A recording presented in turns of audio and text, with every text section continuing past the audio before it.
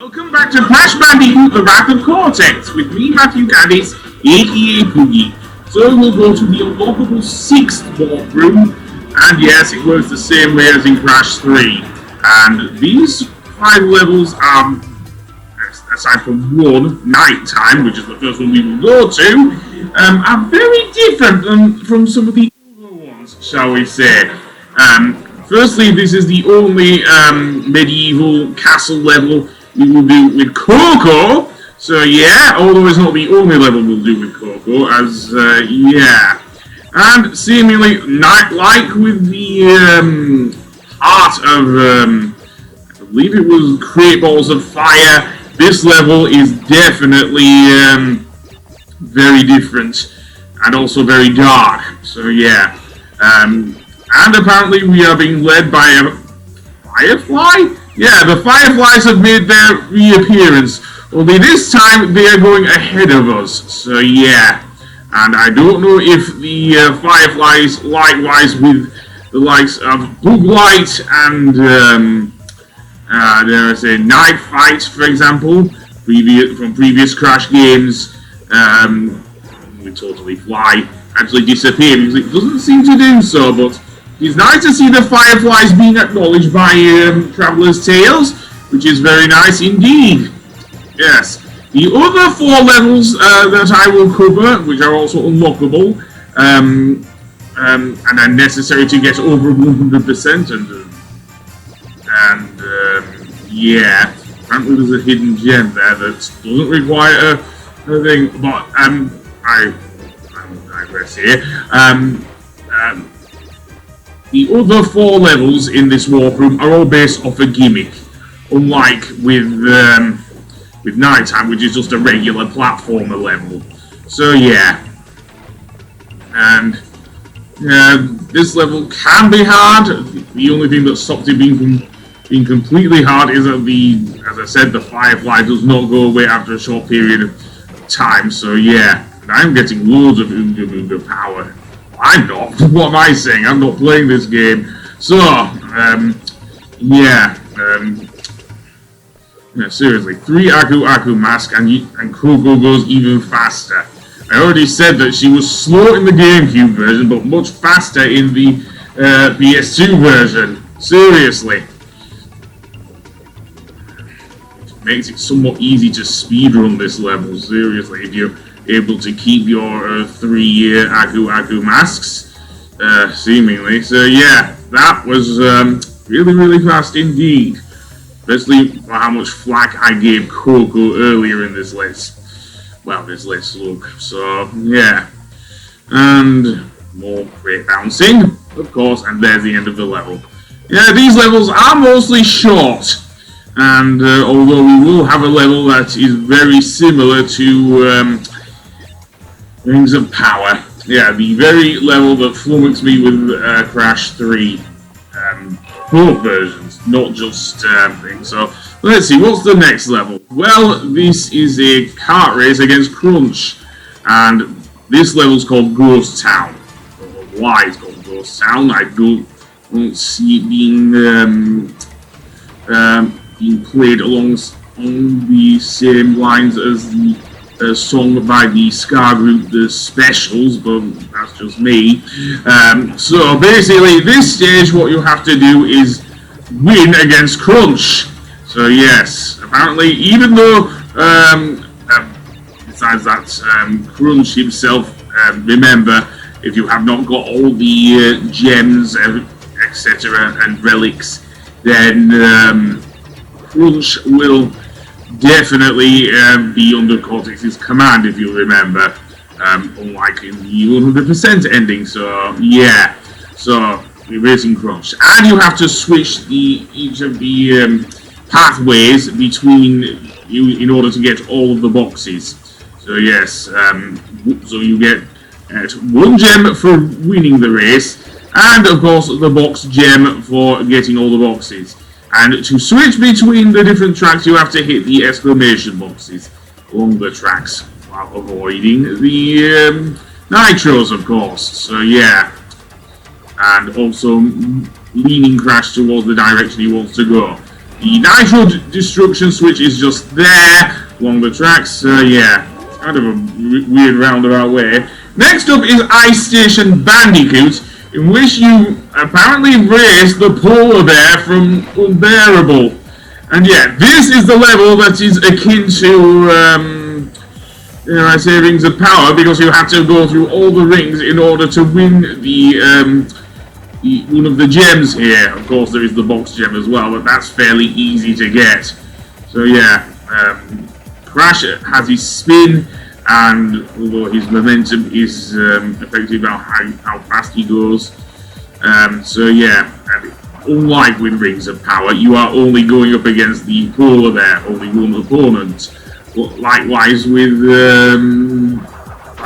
Ghost Town. So yeah, so we have 2 race levels thus far, both with having to get the thing. So yeah, I do like the whole gimmicky thing for the unlockable levels.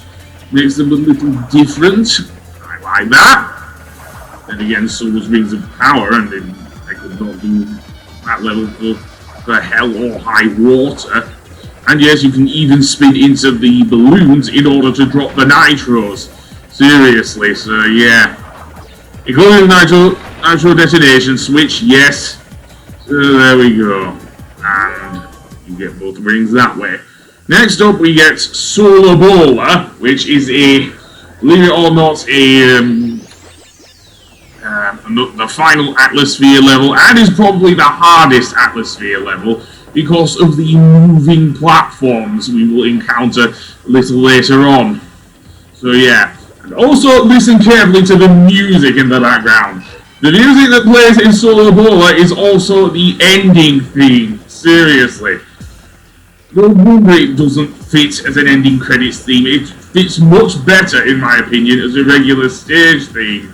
Seriously. Then again, the only of the Naughty Dog Crash games I remember that has its own ending theme would be, dare I say, Crash 1. But that's just my opinion. Tiny is here as well, and here are the tilting platforms there. If you all are off by a few centimeters, I guess, or a few meters at least, then Crash can go plummeting into the abyss. Yes, I already had that trouble with Sonic the Hedgehog. Well, maybe not Sonic. Yes, Sonic the Hedgehog actually in Sonic Adventure 2, because in levels like not only like Final Rush and Final Chase, but also in not Meteor Herd. Meteor Herd doesn't, but Mad Space definitely with Rouge the Bat. Yeah. If you have enough speed, then you can, I guess, get across a line of these platforms, so long as you are not taking too much. Seriously, one of the gems here is actually just located across these tilting platforms, so yeah. I do not like the look of those platforms. Seriously, I do not. So, yeah. And then, well, let's get to the other side and head to the left. Yes, because some more boxes are down here. Now, this is kind of like the maze section from Medieval Madness, except really big and with the tilting platforms and everything. Seriously, a whole row of them there. Seriously, I would have definitely fallen off there. Seriously, how inept I am at playing these Atmosphere stages. Even something like Bamboozled. Okay, so that chute just sends you downwards.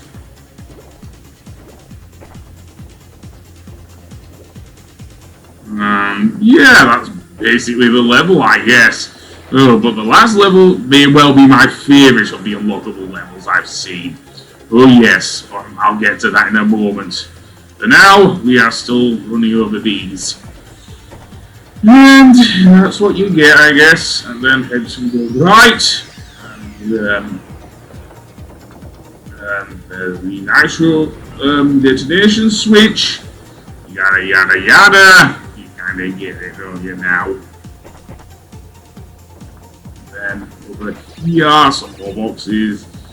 Okay, I do like the space looking thing there. Even if it is, as I say, an early PS2 game. I don't care. I like the look of it. And maneuver crash around there, and there's the exit. Yep, there we go. So, and a few more boxes beyond there. About 5 of them. Yeah, that should do it. We're going through the thing. Yeah, seriously, the only character who seemingly shows up in here is Tiny Tiger. Anyway, we will leave the best level for last, I think. And the final level is called Force of Nature, and it is one that we actually do some snowboarding on. Yes, this is actually quite fun looking, and even though the Cortex minions are here skiing, we are not racing them. Oh no, this is more of a jump off the platform to get the various things. So yeah, this actually looks pretty good, seriously. This is the second ice level, snow level that Coco is in, and it is absolutely brilliant. Seriously. If they're going to save the best for last, then they have done. Seriously. This, I think, is what White Acropolis in, well, I guess in Sonic 06 should have been, if you ask me. Not some badly controlled thing, but an actual decent looking snow level. Seriously. And yes, you do have to time your jumps with this. Okay, so there are some problems with the thing, but nowhere near as bad as White Acropolis! And yes, you can also use the jump to actually avoid the Cortex minions coming at you. Again, if you have to, Akumas, you can easily just take their hit from one of them, I guess. So yeah, you can even use the jump to get to higher platforms if you time it well. So yeah, a pretty good looking level if you ask me. Seriously, this one costs 25 relics, however, to unlock. And that gem there, that is an absolute pain in the arse to get, seriously. I would not be able to do that without much skills, I would say. Much preparation, I guess. So yeah, and yeah, that's basically the level. Very short, but still fun. So yeah, the next thing I am going to look at, and the very last thing, is an unlockable game for the GameCube version of Wrath of Cortex called Crash Blast.